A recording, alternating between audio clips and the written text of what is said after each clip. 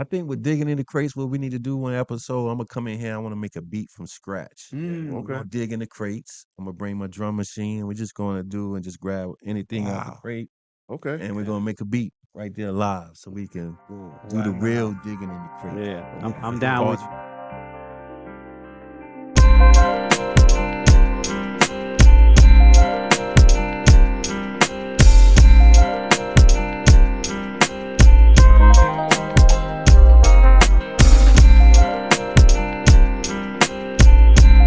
All right, we back.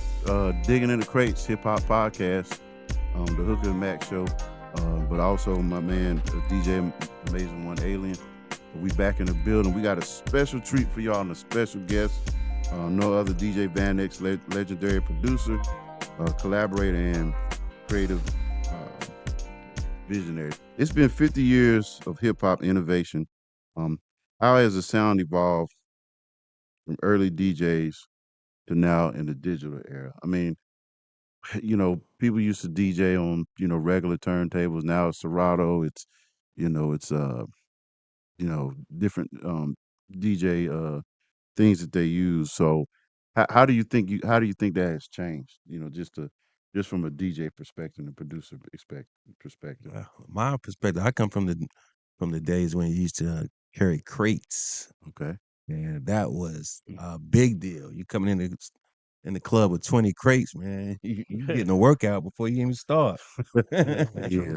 So I mean, that's the good thing about it. And now we're getting your record. You gotta take care of your records so they don't get scratched up Yeah. in the middle Yeah. of your set. So I mean, I love Serato. I think the elevation has been wonderful. I mean, it's more able to take it and go. Yeah. That's how I used to get into the parties carrying them crates, man. Yeah. I mean, hey, that's the thing. I mean, Um, yeah, carrying those crates and seeing DJs go through this music selection. I think now it's drastically changed. But so yeah. So Gene, what about you? Well, basically, like you said, it has changed. Like right now, I think a lot of people, DJing, but they really don't know the craft of really DJing. They're just playing records and what's kind of like the hits. They don't really like do like we used to do. We was coming up, really making a song to say, oh, if you had a whole full album, like you knew this was going to be a hit. So we broke records. And so nowadays, they really don't break records like they used to. But we was coming up as DJ. Mhm. So if they don't break records, do you ever think that where you used to pick up a vinyl and take it to the DJ, do you ever think we'll get back to that, or would it just be just digital, all digital, in terms of when a new record is coming out?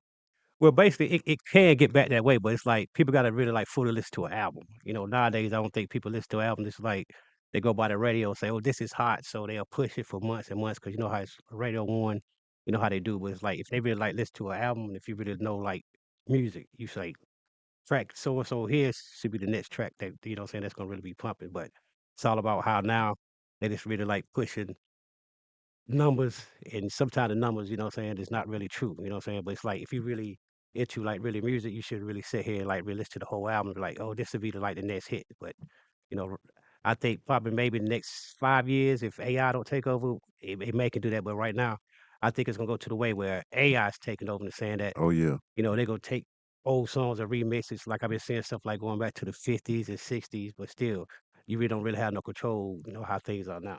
yeah, yeah. So the philosopher down there, Mchee, man, I know you got some nuggets down there.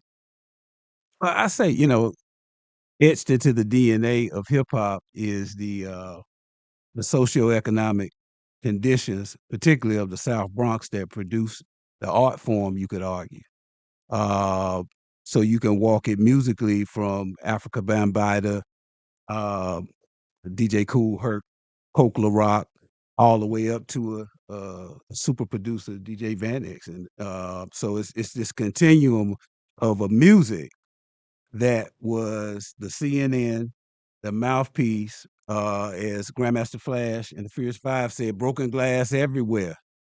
People like they just don't care. So it was not only a art form of the boom bap that we rocked our heads to and danced to and rapped to and did graffiti to, it was also giving us an account of what was going on in urban America. So I think people like Super Producer and the classic greats are much more than just musical artists, and that's a great thing to be. But they are literally playing the souls of a people. Right. Yeah. And Yeah. yeah, You mentioned soul. I think it touches your heart with the seed. You know, like you said, Kool Herc and those pioneers, and the way they used to do it in terms of a performance. You know, you had the DJ, you had the MC. I think we have lost that. But moving on to another area, I think is good. Producer era renaissance. Now, because I'm from California, I might be a little bit biased here, but so 2005 has been a huge year for producers stepping into the spotlight, right? Hit Boy, Metro Boomin, and Take Heath, who I looked up, don't really know too much about them, are headlining shows. Do you think producers are finally getting mm, um, their flowers? And what I mean by that, I mean, you know, producers have without the producer, there's no music, right? Mm. So, you know, when you think about Hit Boy, Metro Boomin, and Take Heath, is there a renaissance of producing now? Yeah, yeah. I mean, right now it's more independent now, so you can a producer can drop a mixtape or album without having a label behind them, so you can control it more. And anytime you can control it more and do what you want to do, then the outcome can be greater, and you can just really go into just the art form, being creative.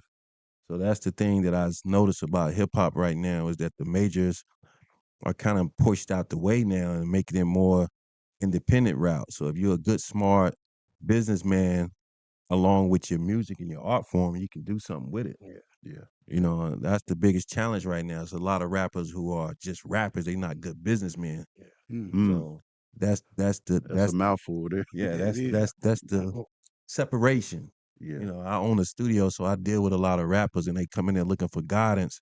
They don't know how to receive it. Yeah. You know what I yeah, mean? yeah. So, see, do you find it very difficult to work? Um, you know, because when I look at a producer, you creating some artwork, so you got have to have an artist to be able to listen to what you're Exactly. making up. And I Yeah. think, to your point, it makes it real difficult. Not that you're Hmm. trying to tell them you create an image from, but you're like, you know, because you know the music, the production that's out now, and the rap is out now is just, you know, it doesn't have any taste to it. Not now, I'm not saying all of it, but you know, certain portions of it. Yeah. I mean, they freestyling. 80 to 90% of the people coming to the studio, they freestyling. Yeah.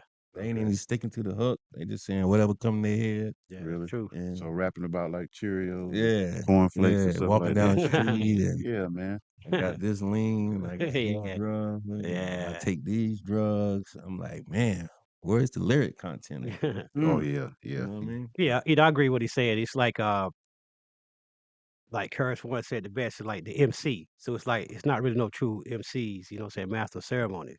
So it's like a lot of people just coming in, just saying anything because they feeling good and they feel like, oh, I let my homeboy hear it and they think it's a hit, but is it really a hit? And as far as like going to like Metro Boomin and Yeah, boy. Hit Boy, I like their production, you know what I'm saying, especially Hit Boy because you know, what he did with Jay-Z and Kanye on that album, then he switched it how he dealing with Nas. You know, he really know like truly hip hop. And I think right now it should go back where it should be diverse, where it should be just not, down south. It should be like as long as it's good music. 'Cause that's what I grew up as. That's what I like now. As long as it's really good and make me move, that's what I like. Instead of it's like, oh, you gotta have this certain type music to come out with when you should be like to produce as long as it's good music. Okay. So again, the key, what you Yeah, got? wow, that's a powerful comment from Super Producer and Gene. A wise person once said, "He who controls the diameter of your knowledge controls the circumference of your behavior." So who's setting the diameter of the conversation? What Super Producer said, and what's the content of it? We come from an era, and there's some great stuff out here now, particularly Kendrick Lamar, who I think is in the line of the great lyricist in a sense of how he puts his stanzas together. Mhm. But we came up off of I don't smile in the line of fire, I go wild, and but it's off bass and drums, even violins, Public Enemy. Or even if it was just kind of a collage of words, it was a Keith Murray. Y'all mythological and this is comical and astronomical. I'm coming through like the flu, I'm gone with you. So you were learning SAT words, we used to call them. But the content was speaking to the intellectual aspect of the listener, but you were rocking and having a good time at the same time. And when you fuse those two together, I think KRS-One called it edutainment. Yeah. Yeah. And knowledge reigns supreme over nearly everyone. His name was a dissertation, Yeah. but he was cool because he was what I mean, he was top ranked in our day. So I agree with y'all. So is it is the music now intellectual, or is it just people just making stuff? Go ahead. It kinda like both. It's like who you really listen to, 'cause, I just heard, Joey Badass last album. It's, you know what I'm saying? It's really deep. So it's like a lot of people, it's like underground, you gotta listen to them, 'cause, a lot of them is talking some real stuff and, like, maybe stuff they play on the radio, you know what I'm saying? But I think it goes both ways. Okay. And yeah, because when I was listening to last night, I was listening to Hit Boy and Alchemist. I mean, Mm. I had to listen to it like 2 or 3 times because it took me a minute, but it was fire, But you got a West Coast artist, and then you got Alchemist, and I didn't listen. This was my first time really sitting down and listening to it. Even with the Mobb Deep album, before we get into the next segment. Even with Mobb Deep, I'm still trying to find my way with that album. Just Yeah. just Mm. listening to it. Not saying it's not. When I think of Havoc, it's not like Shook One. So I could be off for this, but it just really ain't hit me yet. Oh, word. Yeah. What Uh, I mean, what do you think? I like the album. I like it. I personally know Havoc and Alchemist. Alchemist is in my new video that's Okay. out right now called Married to the Money. Come Make sure on. you Okay. type that in. DJ Vanex, Married to the Money. Big Okay. friend Gambino from Mobb Deep is on. Okay. I have a record with him, and he's on my album as well.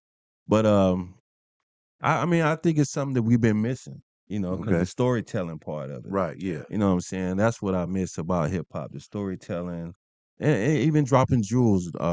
Nas got a lot of jewels that's dropped in the album. It's Yeah. hidden secrets that you can really do the knowledge on. You know Yeah. what I'm Hmm. saying? So that's what we missing right now: the jewels, the empowerment that comes with hip hop. Yeah. Yeah. You know, Yeah. I think. that's what I loved and grew up on hip Yeah. hop, the empowerment. Yeah. I think Primo and Nas are supposed to be doing a collab. Yeah, it's Yeah. coming out. They're actually Yeah. going on Yeah, tour. you know him and, Ransom got a new album out now. Really? Mhm. Yeah, it's Man, nice. that's gonna be fire. Yeah. But moving on to the last part of the segment, J. Cole and Dreamville. Cole recently teased a new Dreamville project for 2026. What direction do you think he goes next with Dreamville? Because I know it's become very large. What do you think? uh, what direction do you think J. Cole goes from here? He's going corporate. He's getting big sponsors right now. He's going to eventually turn it into like Woodstock. That's what I think is Mm. happening right now. They're just going Yeah. to get real corporate with it, which is going to be good for us because we don't have that here. They normally have type of stuff like that in Miami, LA.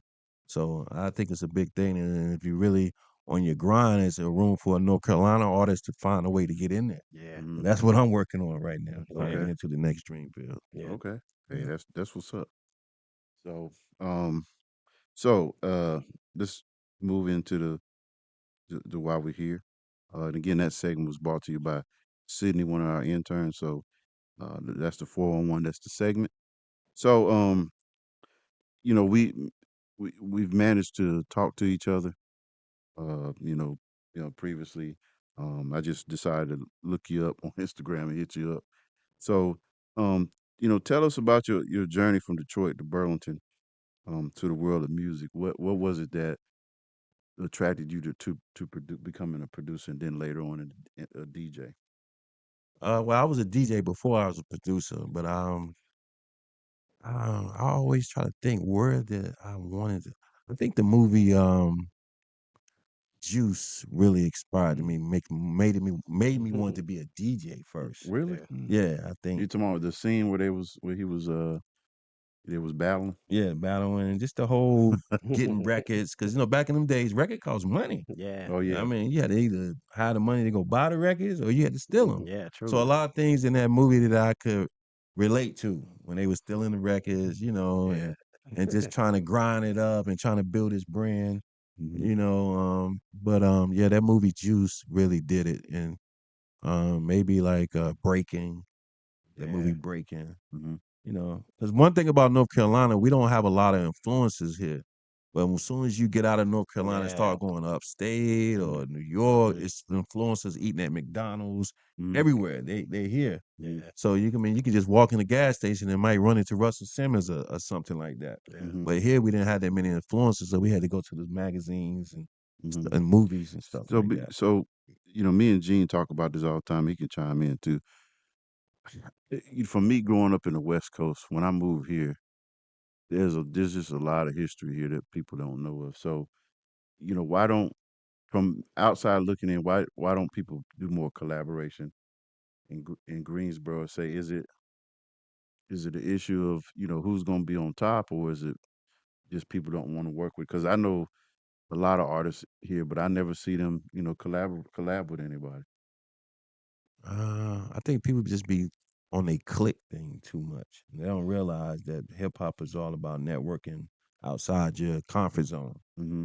That's how you be able to get turned on to different connections when you step out your comfort zone. Mm. Because that's what happened to me when I decided to just go to New York and just walk around. That's when doors start opening up. Yeah. Okay. Okay. Go ahead, free to chime in, y'all. Yeah, I definitely agree. Um, if you ain't really from North Carolina, if you want, what I'm saying, really born and raised here, it's like it's almost like the six boroughs of New York. It's like you was raised to like, oh, even though somebody could stay like 7 miles from you, but you're in the same county, that's your competition. So it's like it's been like that since sports until like if you try to do anything. So it's like, far as I've been here, I know, like he said, it's all about really click based. So if you really don't know nobody, you ain't down they click, what I'm saying, ain't nobody really gonna rock with you. And it really that's how the state of North Carolina is until like, Van said, you gotta go out, whether it's, Atlanta, up north and stuff. And like then when you get on, then everybody be like, oh, they start jumping on the bandwagon. Mm. Wow. I'm gonna come at this from a sociological perspective and say that historically, North Carolina is a southern former slave state, which breeds a particular culture, and it's not a culture of collaboration. It's not a culture of entrepreneurship, although we had them. It's not. Super producer talked about the knowledge of business. North Carolinians are big on working jobs. You told people where you worked. You didn't tell people what you had founded, Mm-hmm. Mhm. the company you had found. That's why hip hop is so important because we don't know where we would have gotten entrepreneurial spirit from because it just wasn't happening. You talking about plantations? You go eastern North Carolina. You talking about cotton, tobacco, land being stolen from our great uncles and great aunts and grandparents, and we're going from 15 million acres down to 3 now. The black farmers plight. So I just think hip hop is so valuable as a kind of a Trojan horse of entrepreneurship and business. And I think as you take a group now to go to the hip hop side, you take a group like Little Brother, Yeah. Ninth, Big Pooh, and the legendary Fonte. Yeah. They could walk down the street of Wendover Avenue, downtown Greensboro Main Street, not one person recognized. Yeah. And Fonte sits on the couch with Questlove of the Mighty Roots Band because Fonte is your favorite MC's favorite MC. Yeah. But he's almost never been on 102 Jams, Yeah. if ever. No True. disrespect to them, corporate media. But I'm saying this to say that to go with the sociological part, we have not venerated and celebrated our hip hop heroes enough. Mhm. Shout out to Winston-Salem for putting that mural of Ninth Wonder downtown. Yeah. That's like a first. We don't even know who these folks are. Like Super Producer said, they would make that exodus and go up north, make that migration to New York to make the music. But like you said, now you can make it from anywhere. Mm-hmm. So when will we catch up as a North Carolina culture and say these are our heroes? And we lift them up. They can play a part in all aspects of society because, as Super Producer said, they have influence. Yeah. We now have influencers. Well, One is sitting on, well, three are on this couch. well, Uh, speaking of influence, I have to ask you this. So you work with DJ Cassidy, Miko Montana. How was it working with 8 Ball and MJG? I mean, that was that was one of my favorite groups. Once I remember sitting on top of the world, uh, just listening and Suave out. So how was that? Because they don't get enough credit in terms of the type of music they make. So how was that working with 8 Ball and MJG, who are legends and pioneers? yes. It was amazing. They was real down to earth. The first time I met them was we was in Miami at Circle House Studios, the legendary studio Circle House, Okay. and I happened just been walking by a door and I heard a beat that I had made that same night. Hmm. I'm like, wow, that sounds like the beat I made last night. Open the doors, 8 Ball in there, right into my beat, and I was like, wow, oh, wow. I was blown away. So he's like, yo, come on in, man. We sitting there talking, and he was just asking me about how I felt about certain lyrics, and I was like, yo, this is dope. And I didn't know what to say. I was like, man, yeah, but working with them, they was just cool, down to earth. I could tell they write. They write a lot of things they wrote, and they have pen and paper in the studio, so they really go and go for the lyrics. So that's amazing artists to work with. Okay. Yeah, they got tons of albums. Albums, yeah, I and mean, they first entrepreneurship too was Suave House Records. yeah, Yeah, Yeah. yeah. Starship and yeah, Rockets. yeah. So me to piggyback on that, so how do y'all uh really get introduced to like Bad Boy? Was it like? Because I know Fnatic had dealt with Bad Boy Yeah. 2 during this same time. So how do y'all get up with Bad Boy Beat the Puffy and all that? But actually, when Polo had his studio, it was a guy coming in there that was Puff's cousin. Now, a lot of people didn't even realize. He kept telling everybody, Puff Yeah, my cousin. But we was like, oh, man, I don't believe it. You know what I'm yeah, saying? But it was actually his cousin. Me and Devour was giving him beat CDs okay, every time he would come in North Carolina. Mm-hmm. And he said he was taking them to Puff to let Puff go hear him. okay. And I was like, yeah, whatever. And next thing you know, I get a call. He's like, yo, man, I like your stuff. And I'm like, who? This Diddy? He's like, yeah, this Diddy. Word. Oh He said, wow. sound like Diddy. Let me playing like that.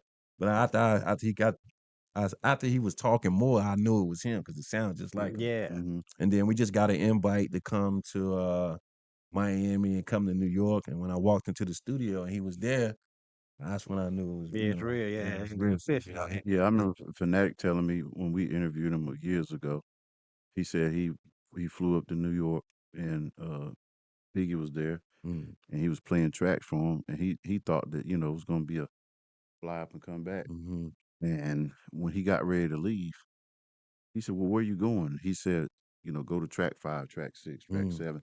So I just found it interesting where you go, like you said, you just happen to walk in and you mm, meet him, but he was just talking about how he was able to to connect with with Biggie. So I think mhm. that in these spaces that the terms they use now, I think if you have the right connection, I think it's all about networking. Networking, Yeah, that's the key. definitely. Yeah, that's the biggest key. A lot of people struggle with that. Yeah, Yeah.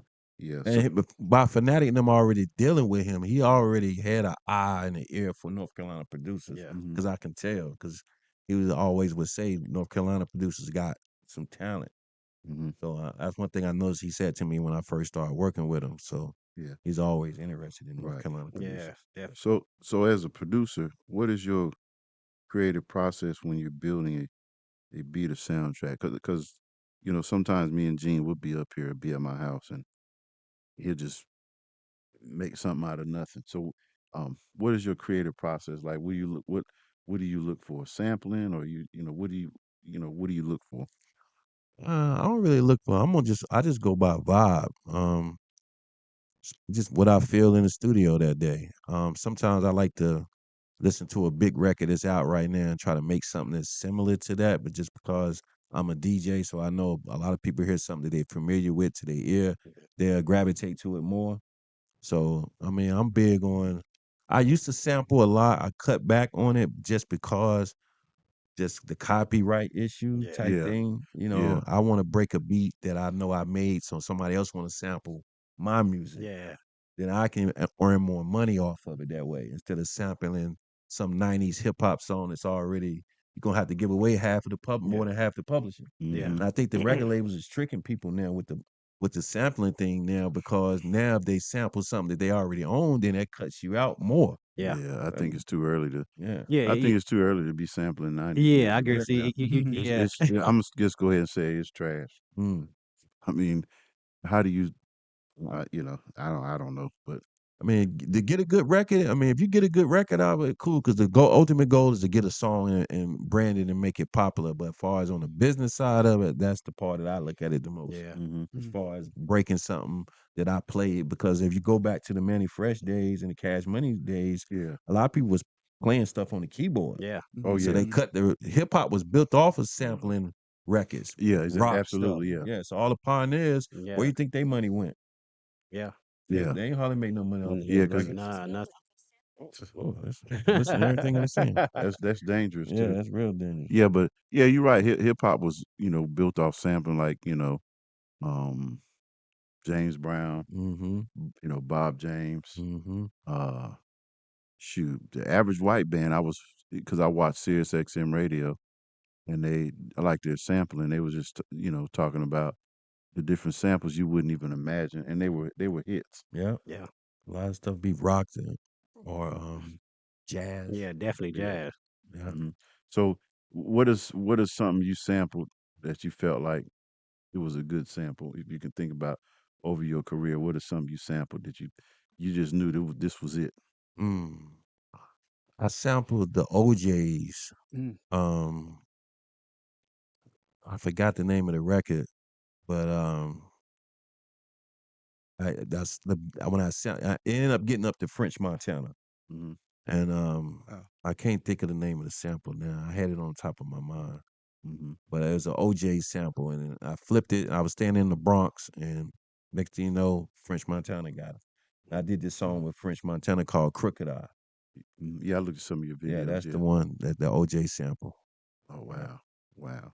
So moving on, how did you feel to earn recognition for projects like Living Gold album and DJ Cassidy's uh, Pass the Mic tour?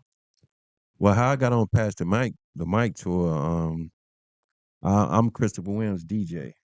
So that record I got with Christopher Williams called "Do Your Dance." hmm Well, we was going to perform that on the tour, hmm and the Pastor Mike tour was here at the Greensboro Coliseum, hmm and that's how I got on that tour with him. Wow. So Yeah, D- DJ Christopher. Cash is next level. Yeah, I've seen him on a couple of the Pass the Mic tour. He just came out of nowhere. Yeah, I really never paid attention to him. I mean, I just was like, how did he get all these artists on one big old that platform? skin color.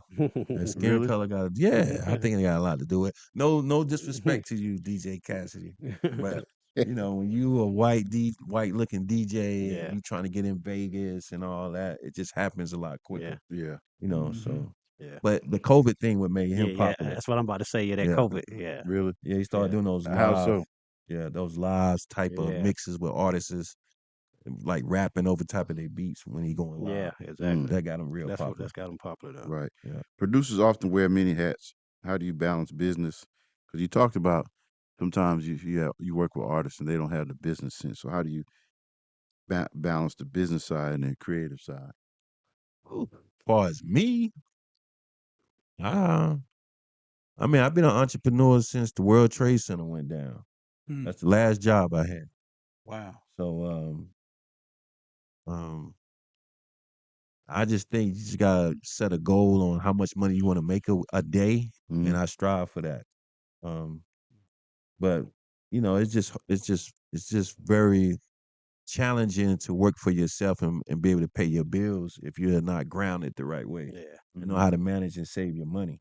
Mm-hmm. So I mean, I just strive to I look at some of the people like Tyler Perry and I just look at how they structure their company and I just aim for that. Mm-hmm. So if I do shoot short, I'm at least gonna be somewhere in the high Yeah, numbers. Yeah, exactly. You know. right. So you were named CMVA 2025 Producer of the Year. Um, what does that mean for you being nominated Producer of the Year? It felt great. Just to win something in Charlotte from a city that I'm not from, and just be up there with 803 Fresh and Mhm. Mm. Trap Dicky and Money Train. It just lets me know that, and I just put my own records out maybe like 3 years ago because I was behind the scene producing for people. Yeah, So I looked at DJ Khaled and I seen how he structured, how he moved. Again, like I said, I looked at his business side of it and his image. I was like, I mean, I can do the same thing. yeah, You know Right. what I'm saying? I'm already doing it. I just need to do it the way he doing it and present my music like that. And in 3 years, I'm producer of the year. And I've been producing for over 20 years. But I just realized that the more you reinvent yourself and create jobs and opportunities out there, the more you can become successful. The Mhm. better you got different avenues you can travel through to one of them going to work. You know yeah, what I'm Mhm. saying? S- That's So this is for you and Gene and McKee. So when you think about the producer, you got Primo, you got Large Pro, you got Tribe Called Quest, you got Havoc, you got many of these producers. Has the art form been lost in terms of people putting their stamp on stuff? What I mean by that, if you hear a Alchemist beat, you know that's an Alchemist beat. Do you mm, think that some producers are fast tracking this music to where they don't label themselves? mm, I mean, I think the smart ones do that. I mean, it's just the music business is still kind of learning its way in a way because it's Hmm. like I said, it's only 50 years old. So a Yeah. lot of small artists just know they need to have their own stamp at the beginning of it. Some Hmm. artists don't even think about it too. One thing I know is about owning the studio. A lot of people don't realize this song you making right now could be a hit. So yeah, make sure you do it yeah, and do it right while you're in the studio. Hmm. Because you never know. Once you send it out and start blowing up, it's too yeah, late then. yeah, true. Yeah. So I learned to put your stamp on the record when you in there doing it. So if it do go somewhere, it's done and your name is branded with it. Yeah, Yeah. I think that's a huge thing. Is just the Yeah. branding part. When you look at those producers that I mentioned, even I put Knife Wonder in that category. Um, that's that's a Havoc beat. That's a Mm-hmm. Primo beat because they're signature producers, Mm-hmm. and so someone like you and Gene, you got your own signature sound. And I think we need to get back to that because other than that, you just making music for not for any kind of. I know, of course, everybody wants a monetary gain, but when you put stuff out there, you want people to be like, "Oh man, I'm gonna grab that again." Mm-hmm. yeah. Mm-hmm. Yeah, I Yeah, agree. yeah. Put that stamp on it. What what the difference I see nowadays is like, because I go through this a lot. Um, you really don't have like really actually artists in the studio with you anymore. It's like you sending stuff off either MP3 or Wave, and it's like they get it. And I think that's the different feel when you actually there with somebody, y'all can be creative with each other instead of me just sending somebody a beat. Then it's like, okay, this is what I'm a rhyme on or sing on it. It's like, okay. And one thing about me, as you know how I am, I'm very honest about things. So it's like, now I think you could do better. But it's like, I think right now, I think that's what's kind of killing like the industry as far as like really actually being there. I don't know if it's a money situation, but as you know too, a lot of people is writing for people, whether it's singing or either raps. So it's like it's not no them being natural anymore. That's why a lot of people is not in the studio. And I think it's more creative and productive when you're there, y'all creating with each other. Mm-hmm. And shout out to the on that note to the producers and the DJs and even the MCs as being curators of the culture. Whose culture? Our culture. Meaning, or even if you do the history of hip hop, y'all talked about the art of producing, the art of making a track. So if you do the history of hip hop, you know that Bronx, New York, Sedgwick and Cedar Avenue. Big thing at that time with the school system was a budget cut eliminated much of the instrumentation from your humanities curriculum. So there was no more harps and oboes like there were, no more trumpets. And the people that we are, just being able to make something out of nothing. Yeah. Mhm. The sample was born out of a dire situation can produce a valuable product. The instruments are gone, but the records are in my auntie's record collection. Yeah. So Grand Wizard Theodore's those geniuses up there said, all I need is that album, and I'm gonna take what they did and I'm gonna sample, and then the sample evolves. Yeah. So you try to take our creativity away, something is produced from that out of a dearth necessity. Now you got a $15 billion industry Yeah. called hip hop Mhm. that's moving things globally. Nobody can do anything without it. From a movement, from a action that was intended to cripple us. Yeah.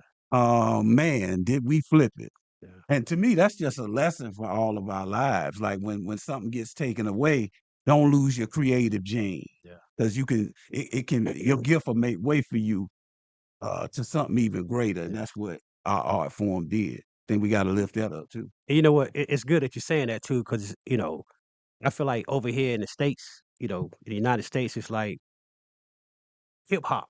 What is really hip hop, it's done like really went away. So, but if you go like now, they got like man, they got like K-pop, uh, K-hip hop.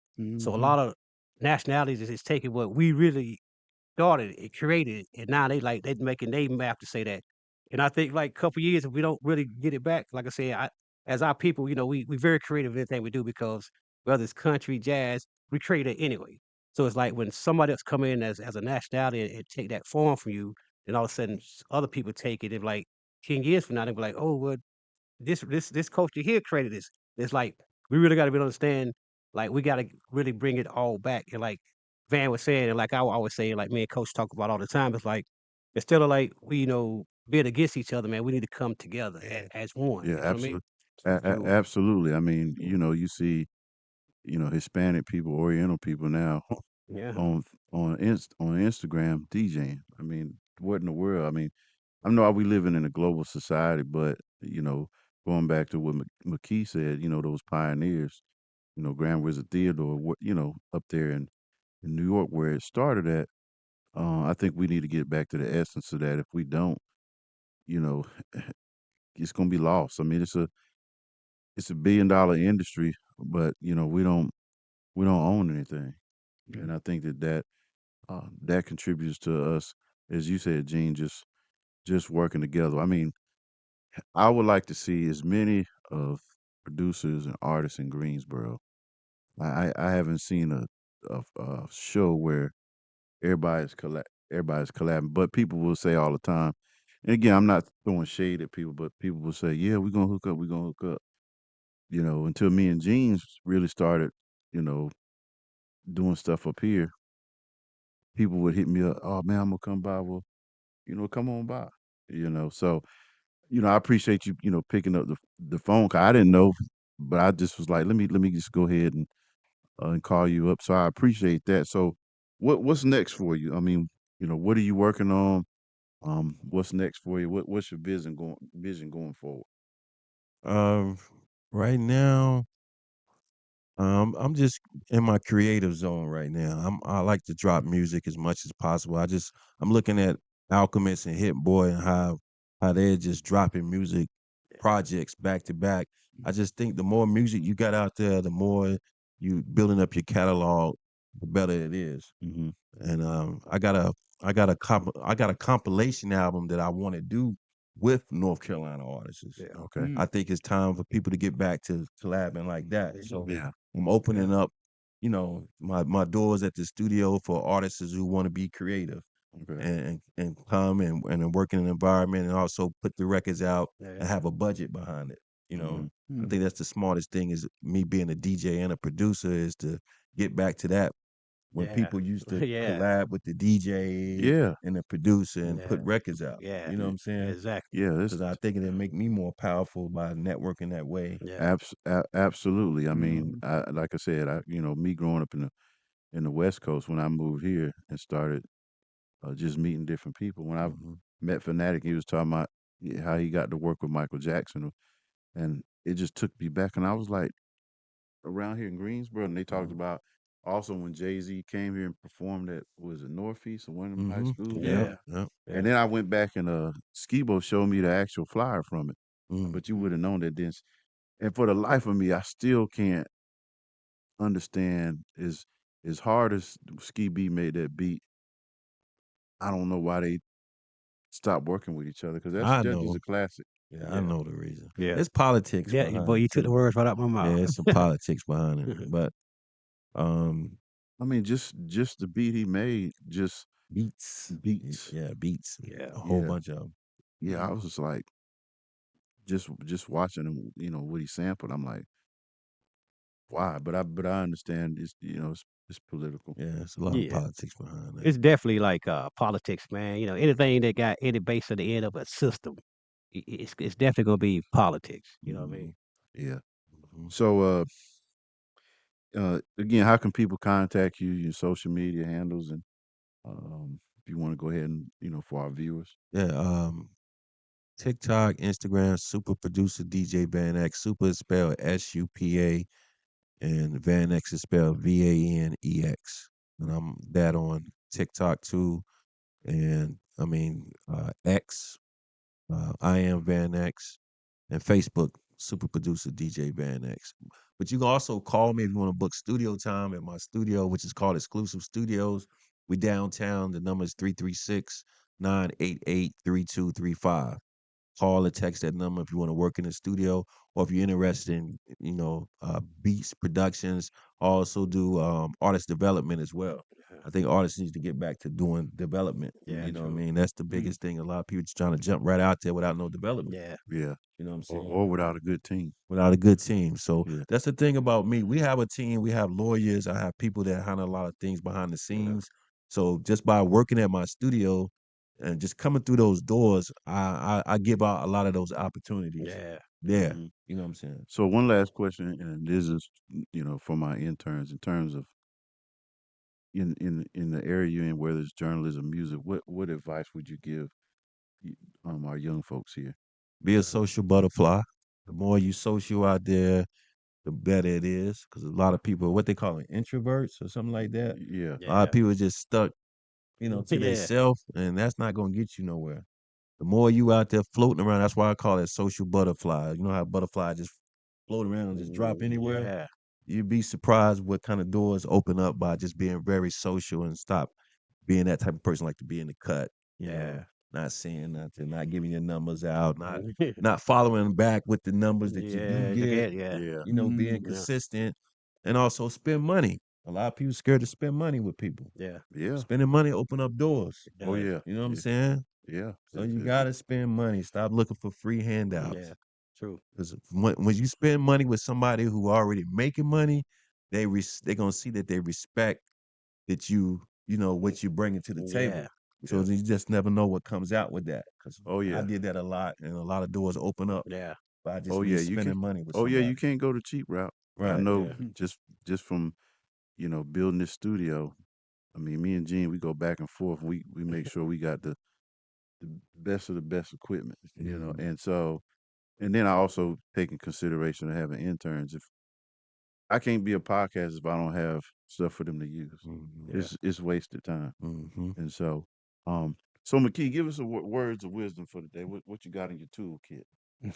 Wow, I just want to salute the super producer. Do you have any plans on Unks being able to make it? Why y'all laughing? I'm can, can Unk get a record deal? So, Yeah, yeah. but Yeah. I'm proud of you, brother. Thank you. Yes, and your partnerships with Sprite and the way you've corporatized what you do, but yet you've retained the authenticity of real hip hop, and you ought to be saluted for that. And it's just been an honor to hear you opine on your wisdom, and I'm just proud of you again.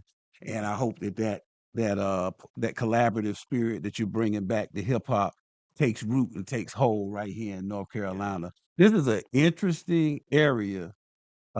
Just by what do they say in real estate? Location, location, location. Mhm. Our location being almost halfway between New York in Miami Yeah.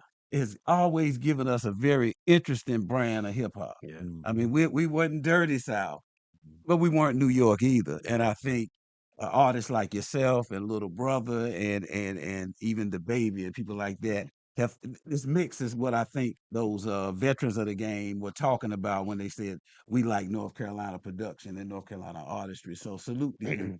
Yeah. Continued success, brother. Angel, what's the word for the day that she told me? She said I'm something. What is it?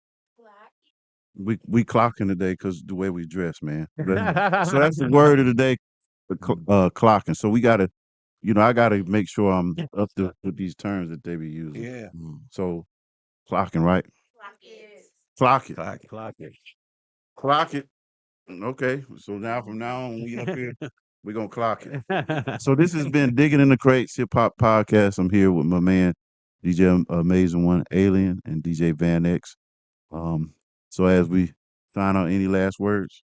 I think with digging in the crates, what we need to do one episode, I'm gonna come in here. I want to make a beat from scratch. We're Okay. gonna dig in the crates. I'm gonna bring my drum machine. We're just gonna do and just grab anything out the Wow. crate, Okay. and we're gonna make a beat right there live, so we can do the real digging in the crate. Yeah. We can I'm get down involved with on the you. production side. I'm Okay. down with Well, you. We can I'm do that. gonna hold you to that. Yeah. Yep. So we Right. clocking. And stream my new music. I'm all about my new music right now. Where's the camera at? Right there. Yeah. Download my new music. Download it. Add it to your playlist. DJ Vanex. I'm everywhere. We social. Tap in with me. Follow me. I'm gonna follow you back. And call that number. All right. Again, we'd like to thank our wonderful interns for putting all this together. Yes, definitely. So Digging in the Crates, Pop Podcast, The Hooker and Mac Show, DJ Amazin One Alien. On the ones and twos, please follow us on Instagram, Facebook, and we'll be coming to a city near you. And we out. Love, peace, and respect. Peace.